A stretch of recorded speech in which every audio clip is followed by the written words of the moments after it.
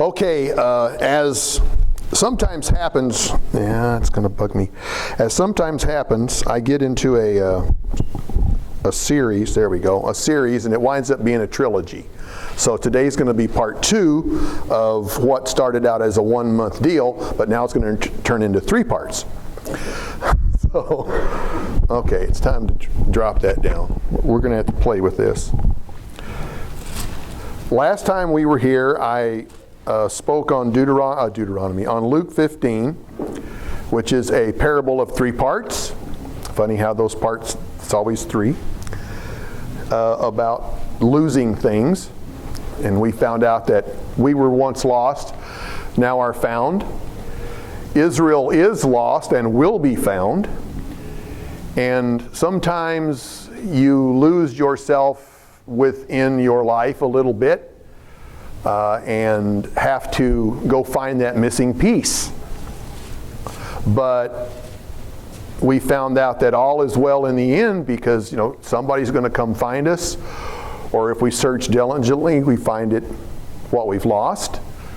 And sometimes it seems like we've gone too far and we're dead to somebody, but then we find ourselves and come back. Now this whole conversation of chapter 14, 15, and 16 started out, if we'll go back to chapter 14 real quick, I'll do a little catch up here. Because I'm saving chapter 14 for next month. It actually fits with trumpets pretty good. In chapter 14 of the book of Luke, as it so happened, Christ went into the house of one of the rulers, which is a Pharisee, to have lunch. And the Pharisees that were there watched him very closely because Pharisees were a bright group of people, highly educated. Most of them were very rich, influential, and they got there because they worked very hard to get to that point, even to the sacrifice of the Sabbath, probably on many occasions. So they were watching him to see what he was going to do. And of course, this whole conversation takes off and takes up 3 chapters in the Bible. So Christ healed a man with dropsy. Now dropsy is let me see if I can find. Dropsy is a condition where water is retained in the body. It's not a disease, but a symptom of a disease. So he healed a man who had dropsy, and Jesus knew what the question was going to be. Why did you heal that guy? It's, you're working on the Sabbath type of thing. So he asked the folks, is it lawful to heal on the Sabbath? And of course, that puts the Pharisees in a tough place because to them it was. They were strict law keepers, and you read the Bible and you find out it's not. It's okay to do certain things, and yet down through the ages, from Moses forward, as we all know, the sages, if we want to put those in quotes, had dissected the Bible to a point where it was all based on man's tradition, and most of it was oral. It wasn't even written down. And what was written down was confusing. Then it had to be redissected and rewritten. And, I worked, as most of you know, for a Jewish community center for several years before I just retired. And they live on their tradition. And they're proud of living on their tradition. And so were these people. And they had become very rich by using those traditions because it helped them control lesser classes of people. So Jesus was really taking these folks to task, and we'll get into a little bit more of that next month on chapter 14. I want to jump up here to chapter 16 today. It's interesting how this whole conversation goes, and I started in the middle, so I'm sort of scrambling up the parables a little bit. But as it turns out, what I thought would be a 1-month deal has sort of expanded in my mind a little bit, and I thought I would look at chapter 16 here a little.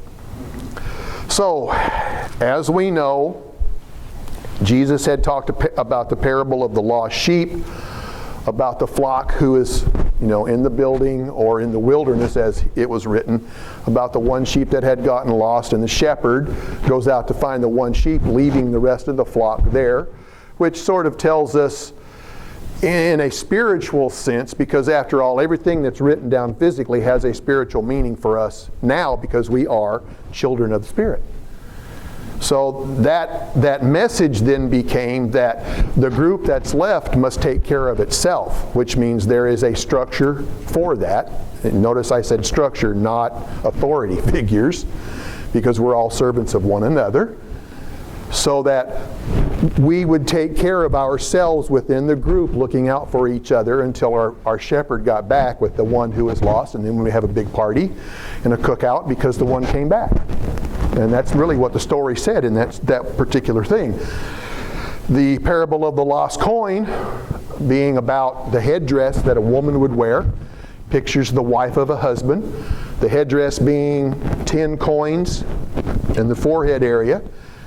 If one is lost, then you lose some of the value of the headdress. It can be seen. It's like a sore thumb or a sore spot. Spiritually speaking, if you lose one of those frontlets over the eyes, you're literally losing at least one of the commandments. 10, the number 10 has a meaning here. So at some point in our lives, maybe we get behind on something and you lose one of those coins. Physically, they're worth very little. Spiritually, they're the framework of our belief. 10 Commandments. The parable of the lost son, perhaps we have seen over our church life, if you will, folks who, for whatever reason, walk out the door and never come back. And you hope at some point that person comes to their senses and is able to come back. And that really gets us spiritually, because that one person could be us. If we're not exercising the 10 Commandments, if we're not exercising the spiritual principles that we have. Today, chapter 16 of the book of Luke talks about the unjust steward. Now, I almost put unjust, comma, incompetent here, because as you read it, you're going to find out, if we put this in a modern context, exactly what this gentleman did. So, chapter 16, verse 1. Jesus also said to his disciples, there was a certain rich man. Now you think about this physically. We're reading a physical story. He's telling a physical story about physical people who do stupid things. Think about it spiritually in our lives. What happens if we don't manage our spiritual life correctly? That's what we could kind of look at this as. There was a certain rich man who had a steward. A steward is, in modern language, a foreman. Think of a 1,000-acre ranch. Think of a large company with 100 or 200 people working in it. You need a foreman. This is the guy who's in charge of everything else, so that the owner doesn't necessarily have to be there, day to day. This is the guy running the day-to-day operations. That's what we can call it. Rich man who had a steward, and an accusation was brought against him that he was wasting the owner's goods. Now let's think about that for a minute. Say you're running a ranch and you got cattle and some disappear. Say you're running a warehouse and you've got men underneath you and certain things, commodities start disappearing. Auditors come in, they take an inventory, count everything in the warehouse or on the ranch or whatever, how many computers you got, whatever the case may be. They find out that there's commodities, stuff missing. That's what's happening right here, right now. An accusation is brought because somebody goes, Mr. Rich Man, I think we've got a problem. Auditor gets called. Company comes in. They audit the whole business. They look at the books. They look at the inventory. Look at how many brands of cattle you got. Whatever the case may be, the one man that's on the hook for this is the guy that runs the day-to-day operations. And that's who we're talking about here today. Well, spiritually speaking, we're all stewards, right? We manage ourselves. We manage our lives. We manage people around us. There's a lot of things that you can fold into this steward, because that's exactly what we are supposed to be. Steward of our wallets, steward of our thoughts, steward of our actions. All of those things come into play here. And once in a while, maybe we get audited. Something happens and we get audited.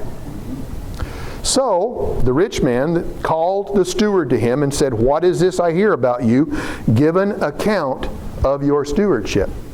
I need you to tell me why we're missing 1,000 cattle, why we don't have enough boxes in the warehouse, why aren't there enough cars on the lot to sell." That's basically what this guy's being asked at this point.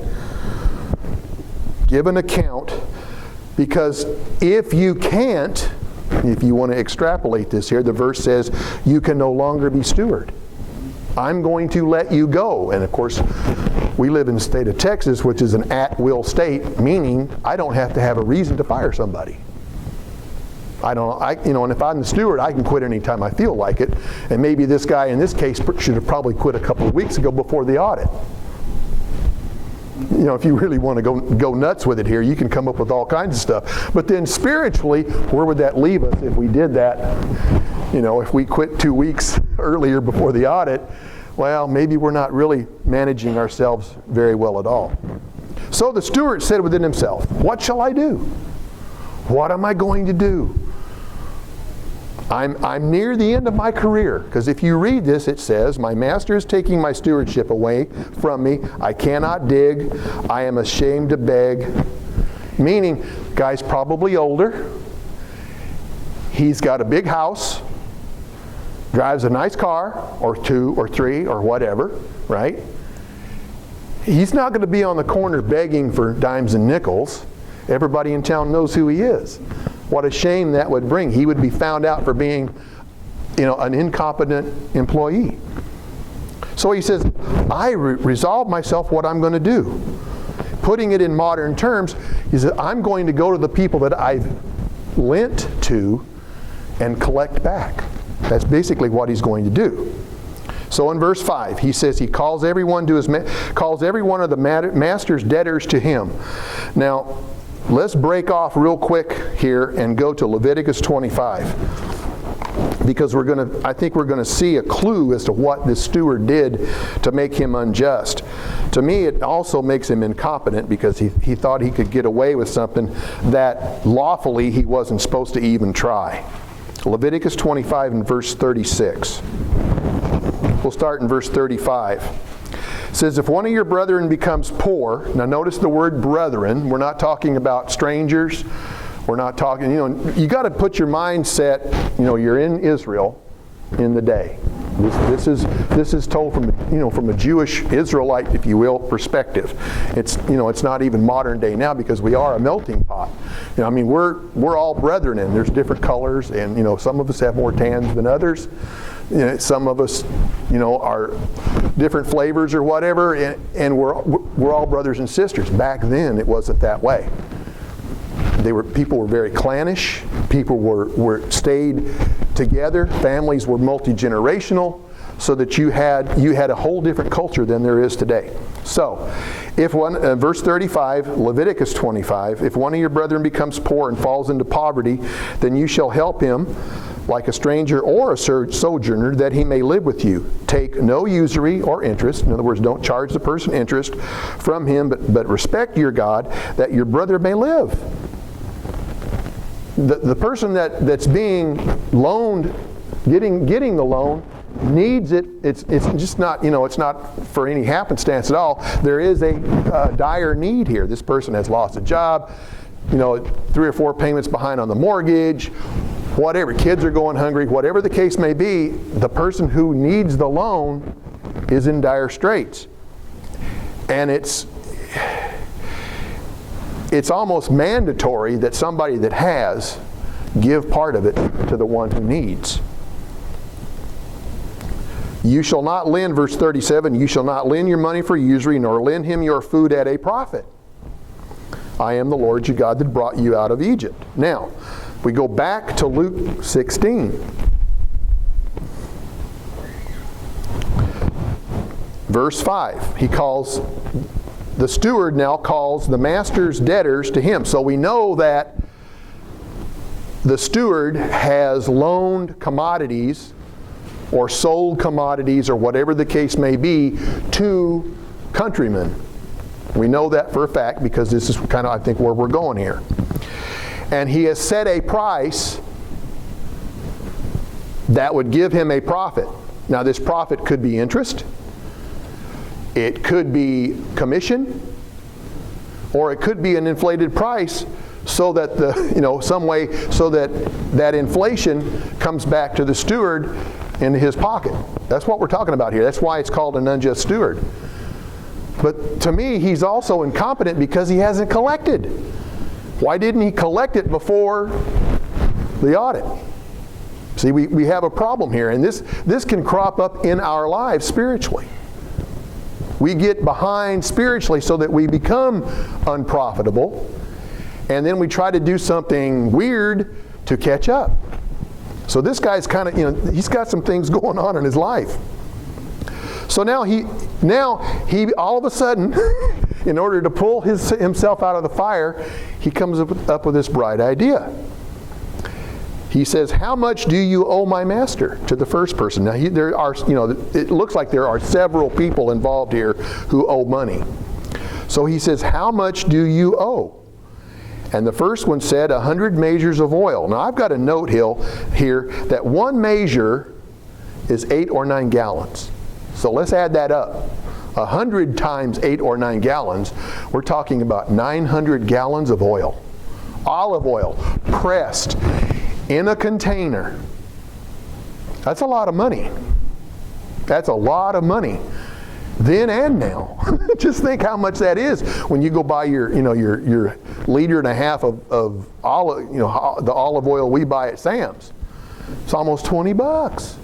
So imagine how much money that represented to that owner, that rich man, who's looking to collect what's owed him. Well, now we know that the steward has inflated the price. How much do you owe? 100 measures. So the steward says, "Take your bill." So now we know that an invoice has been written, which is going to happen. Normally in business, an invoice has been written. It's going to have, paid in full, deduct 2%. And if you've seen a bill, that's a lot of times if you pay in full within 30 days, you take 2% off. That's normal business. Well, down at the bottom, there's probably going to be an interest charge. There might be a commission charge. What the steward says, subtract that off and pay me back 50. So how much did he sell to begin with? 50. What was he trying to get back? 100. Unjust? Maybe incompetent. How many times do we get ourselves in a wang spiritually where we're trying to scratch that bill off and correct it? That's kind of what we need to look at here today, because we're Christians and we're working ourselves to have spirit bodies, the Spirit's within us, and we work in a spiritual realm instead of a physical realm. Okay, so take your bill, set it down, and write 50. Then he said to the next guy, "How much do you owe?" He said 100 measures of wheat. Now, a measure of wheat is 10 or 12 bushels. So we're talking between 100 and 120 bushels of wheat. I don't know how much a bushel of wheat goes for today, but it had to be worth a lot of money to that master who wanted it back. Steward said, "Take your bill and write 80. Pay me 80 and it pays the bill." That's a 20% reduction. The guy with the oil got a 50% reduction. Now notice, here's the crux. Verse 8, "So the master commended the steward because he had dealt shrewdly with the customers."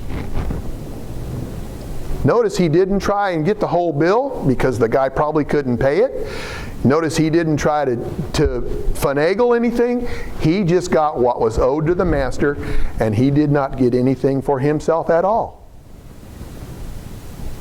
Now, if you think about that spiritually, if we really mess up and we get caught, and then we go back to God and say, "I'm sorry, how do I rectify this bill?" Something's going to happen to us physically or spiritually where we have to get ourselves back to a level of soundness. You see how much we might lose. Does that translate into reward in the end? Who knows? You see, that's kind of where I think this goes. The steward didn't make his commission, didn't collect any interest. There was no profit. But he managed to keep his job. Sometimes we get ourselves into the exact same place where we get into a spiritual hole, and we just might manage to get ourselves out of that hole enough to keep our job, which is the reward of eternity. Maybe in the end, the place that was prepared for us might be given to somebody else and we take a lesser position. Don't know. But I think this is what we're trying to be taught here by this parable. This is a worker.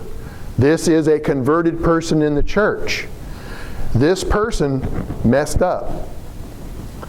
But he acted shrewdly, monetarily speaking here, to get himself to a point where he got back in the Master's good graces. Sometimes I think we have to do the same thing spiritually. There are times in our lives, and I speak personally, I know for sure this happens, because even as long as I've been in the church, I know I've messed up, and I know I need to repent, and I know that I am going, if I don't, I'm going to lose a whole lot more than I might if I pay the debt off and come back. And I really think that's what we're trying to see here.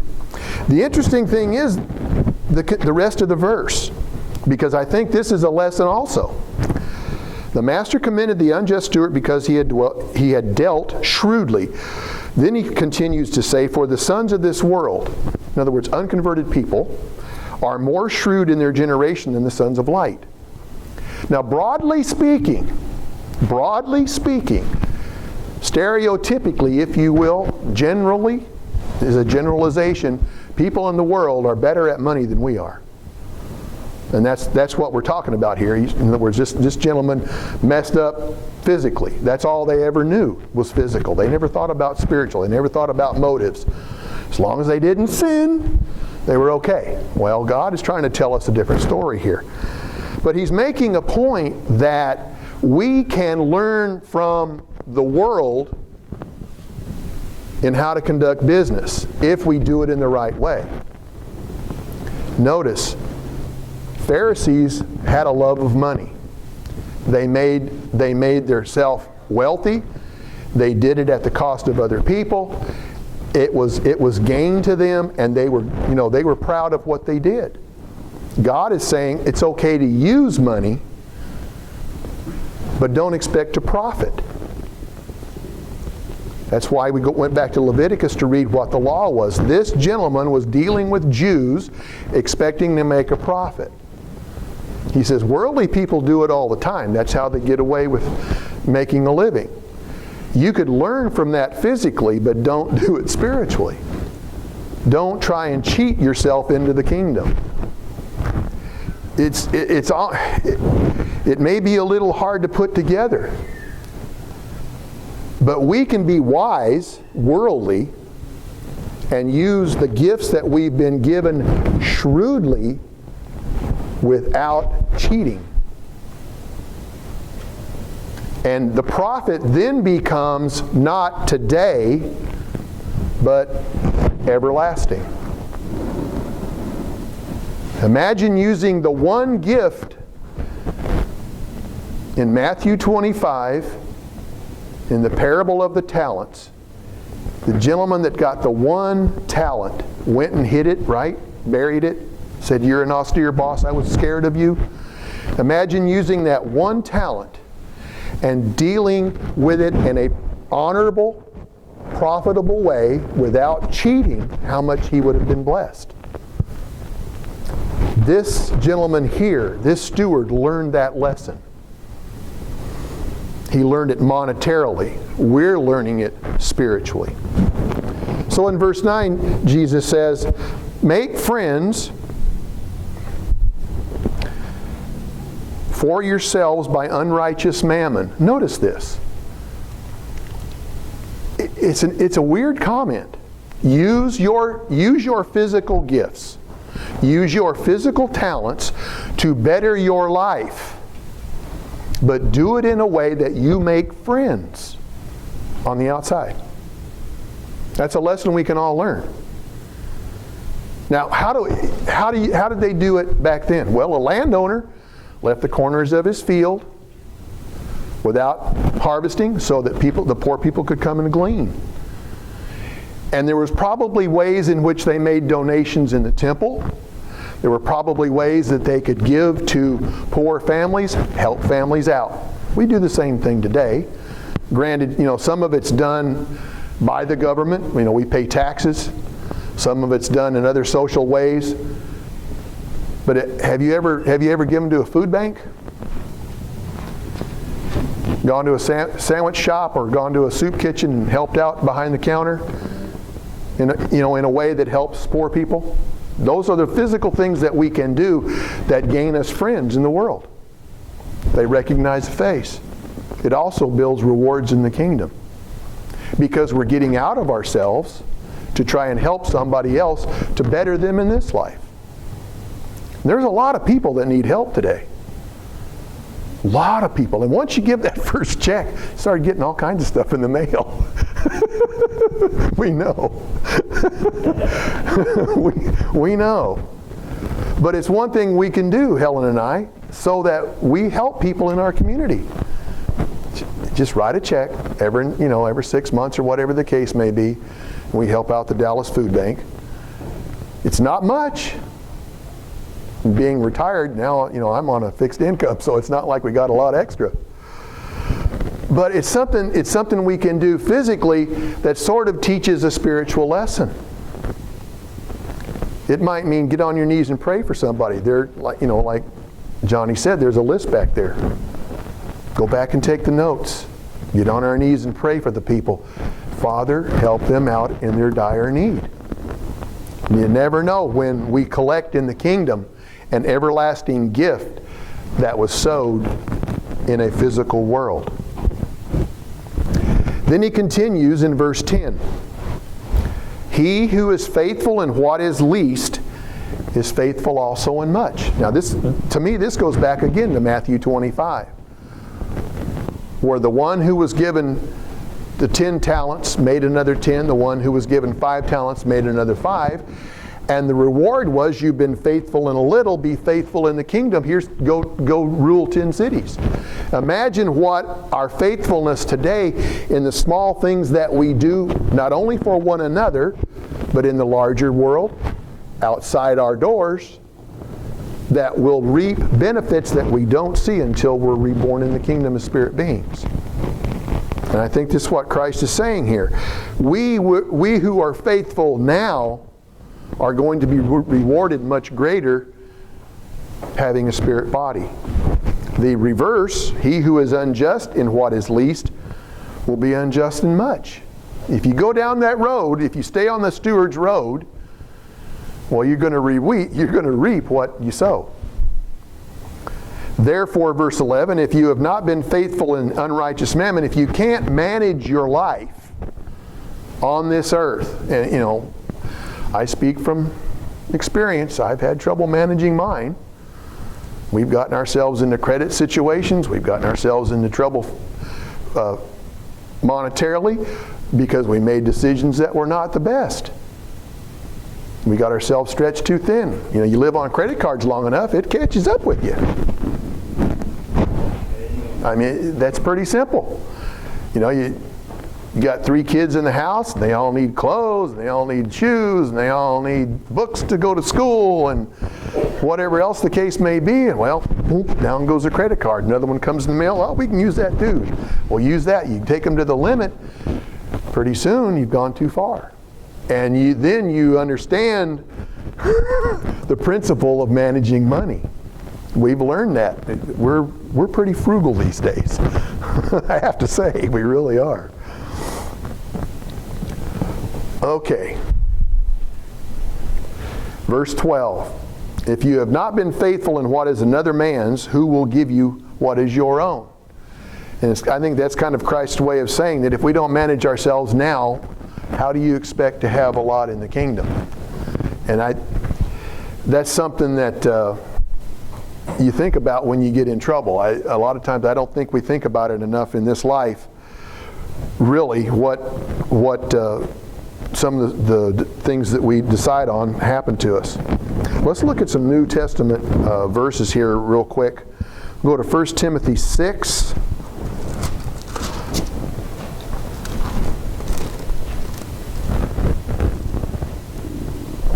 In verse 6.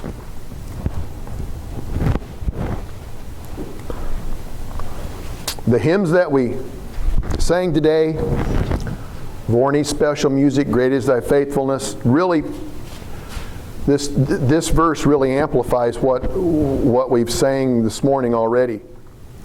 1 Timothy 6:6. Now godliness with contentment is great gain. The Pharisees weren't content with what they had. And really this set of parables is dealing with Pharisaical lives, because Christ is trying to show the Pharisees that what they've done to manage the tribes and manage the country, the government, has been all wrong. They're proud people, they think they're important, and yet, when you look at it historically, and yet, they were under Roman occupation. Think about that. You had people with beautiful robes, broad phylacteries, tassels, which have certain meanings in the society, marching around, sitting in the best places in the synagogues, thinking themselves righteous.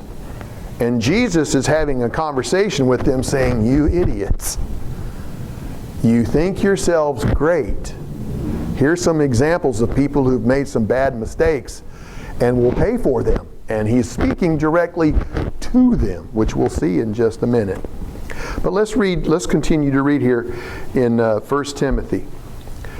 Godliness with contentment is great gain, for we brought nothing into this world, and is certain will carry nothing out. And having food and clothing, with these we shall be content. I was thinking about this morning, Helen and I were talking as we came over. I made the statement that we've always had shelter, we've always had food, we've always had clothing, and we've always had transportation. There were times when we didn't have much money. There were times when somebody had to bring us a bag of food to eat and help out. But God has always provided for us. I don't know if I would, I don't know that I'd want to be rich. Let's put it that way. More comfortable, maybe, because there's always that that what if that you look at your bank account and don't know if you can cover it. But what if you win the lottery and you got $600 million in the bank? What kind of person is that going to make you? Are you going to manage your life any better than you manage it now? Are you going to look outside yourself and help people? Are you going to quit going to church because you've got all this wealth? I mean, you start asking the questions and finding out about what's up here, the seed that has been planted, and I come to the conclusion that I really don't want it. I mean, physically speaking, if I could, I've got plans about having property and houses and a shop out back, so my son and I could work on old muscle cars. I mean, that's one of those pipe dreams that you think about. But if it never happens, is it going to break my heart? No. Is it going to affect my life? No. My life is with God. My life is on this earth as a priest in the kingdom of God.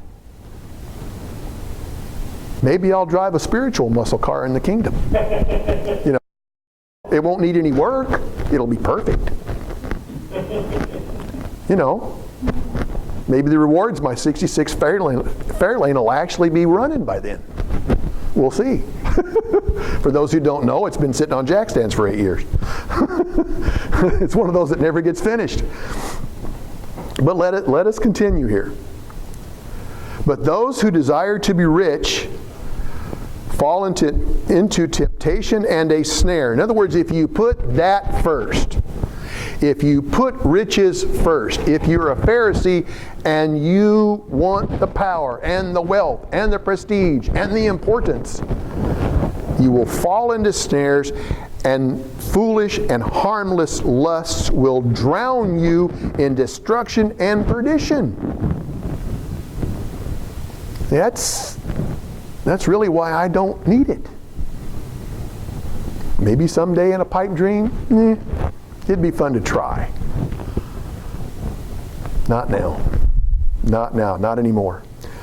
Because verse 10, for the love of money, putting money first in your life, having 3 and 4 jobs, trying to buy the big house, having the truck, the car, the boat, the jet skis, all the other things, being an important person on the city council, making decisions, having people look up to you. Oh, that guy's important because he's rich and he's got a big house. ...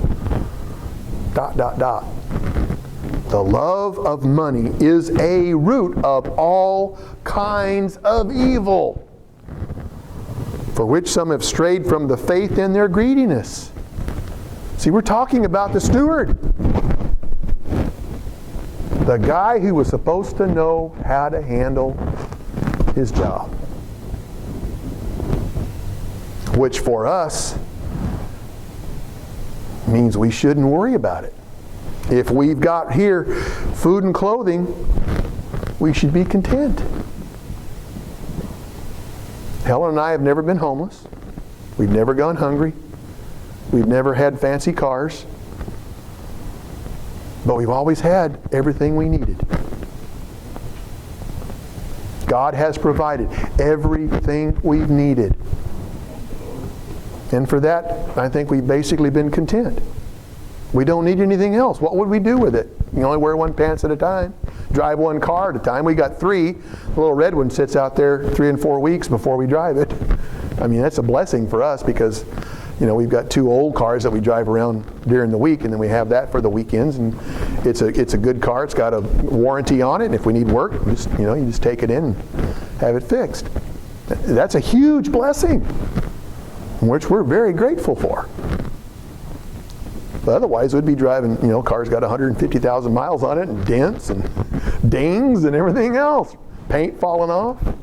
That's the stuff we drive every day, which is perfect. For the place we live and the area that we have to drive around in, God has blessed us with the perfect cars to drive.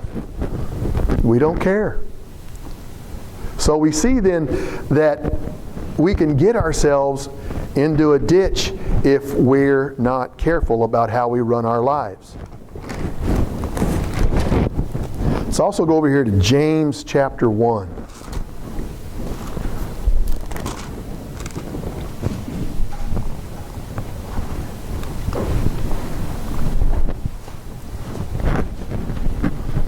And here James is talking about the perspective of being rich or poor. He says, let the lowly brother glory in exaltation. When you're poor monetarily, your sights are set lower. So that when you're rewarded with a gift, somebody gives you a gift or you have something extra, wow, you can really, really enjoy it. So imagine a person who is content with his life, as we've just read, when given something special, thank you, Father, for the gift. What are we going to do with it? We're going to make sure we use it wisely and maybe help somebody else out as well. Notice the rest of it here. But the rich in his humiliation, because as a flower of the field he will pass away. For no sooner has the sun risen with burning heat than it withers the grass, its flower falls, and the beautiful appearance perishes. For all of their wealth, the Pharisees of Christ's day would all grow old and may be subject to higher taxes by the Roman government, and if they fall out of favor, are going to be destitute and poor and homeless. What a humiliation that would be for them. And I think that's what James is talking about here. Those people will soon face just what the poor faces and be humiliated by it because they don't know how to live that way. Rich person has a staff of people to do whatever they need. Poor people like us, we don't have a staff. If you want a meal, you go cook it. If you want to do the laundry, you go do it. We don't have somebody to go do our laundry. We don't have somebody to polish our shoes. We're lucky we got a son who's a good mechanic that we can take our cars and fix them. That's a pretty good blessing. That we glory in.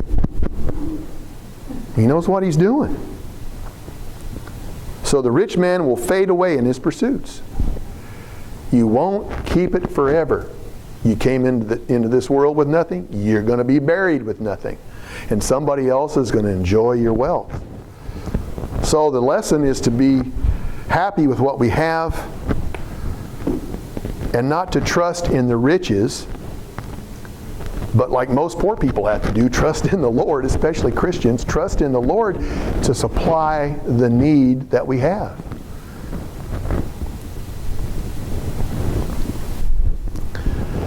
Okay. Going back to Luke. Where are we? Okay. Let's go back to Luke 16 and verse 13.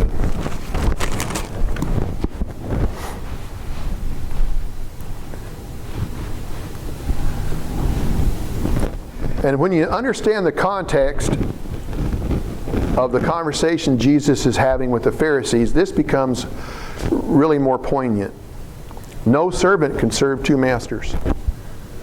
For the steward, it meant that he had to make a choice. The steward was a steward. Spiritually speaking, he was in the church family. He was doing well. He was profitable for his boss. His problem came when he decided to make a profit for himself and not his boss. Because really that's what got found out. He had done a side deal to a cousin or a nephew or a brother or whatever, done it on the side maybe without the master's full knowledge of what he was doing, and he got caught because he had not collected, because the person had not repaid. If the payments had been made on time, probably nobody would have been the wiser. But the payment didn't get made on time. It was overdue. It was inventoried, and he was found out. And then he had to scramble to catch up because he was trying to profit for himself. Therefore, no servant can serve two masters. We cannot try to have our feet in both worlds. Just can't. You got to commit one or the other. And really, it's better, even if you commit to the world, to just go and never start a church life. Never come to Christ. All of us have faced that question too, haven't we? There came a day when we had to make a choice. Do I go obey God, or do I just live in the world and live my life, and whatever happens, happens? I'm not going to do this because I want to do my own thing. I want to be my own boss. I don't want to have to, which a lot of people do. I don't want to follow the rules. No servant can serve two masters. For either he hates one and loves the other, or else he's loyal to one and despises the other. Imagine trying to be a Christian and dabble over here and make a side deal.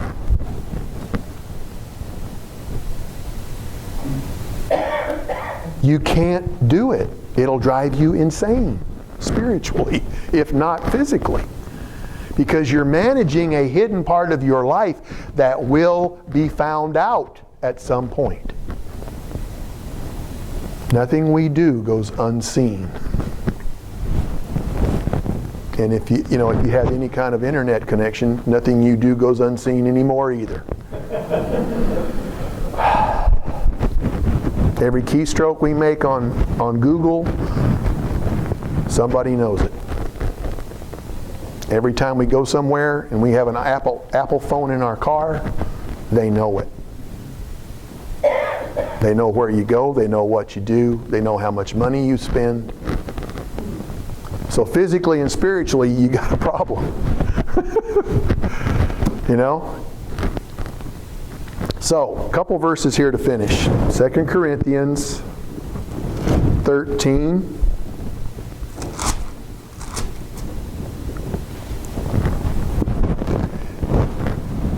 Second Corinthians 13 and verse 11.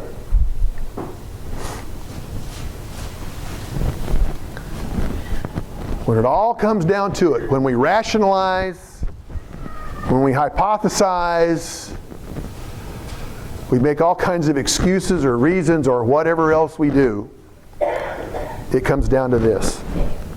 Finally, brethren, become complete. If you've committed to this way, complete the work. Complete, be mature, be perfect in your ways. Be of good comfort, be of one mind, live in peace. If we're content with what we have, if we're trying to help others, if we're living our lives as an example, if we're answering the questions when asked, that's a peaceful way to live. We're not trying to get ahead in the world. We're not trying to impress anybody. We're not trying to be boss. We're just trying to live a quiet, peaceful life. And notice the rest of the sentence, and the God of love and peace will be with you. No war, no more war going on. You know, when you go back and read Romans 7 and you see the war that Paul fought in his mind about trying to do good, and the carnal nature within him wanted to do bad, you can imagine the conversations he must have had in his mind. And don't we all? Don't we all? If you do that long enough, it'll drive you nuts. It really will. You can't compete in both worlds and succeed. And finally, in Romans 12,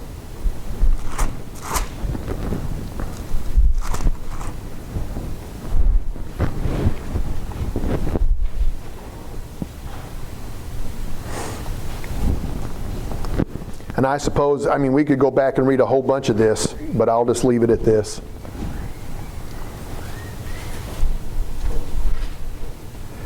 Romans 12:18. If it is possible, and really I think that's one of those statements, that a generalization, that it's not always possible, because we get, our carnal nature comes up from time to time and gets in our way. But as much as we can overcome our carnal nature, if we want to add that in there, as much as depends on us, how well we're functioning spiritually, if you want to put it in there. Live peaceably with all men. When the cop stops you and gives you a ticket for speeding, don't argue with them like the lady did and then she hung herself.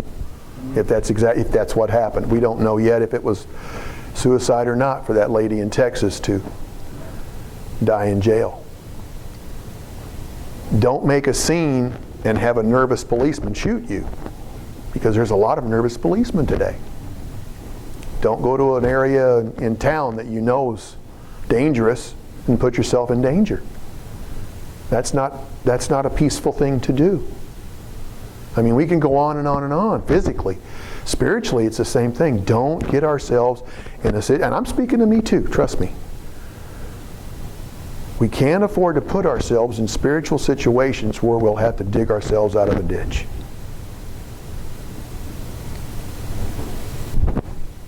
I don't have a shovel big enough for me, let alone anybody else. That's it for today.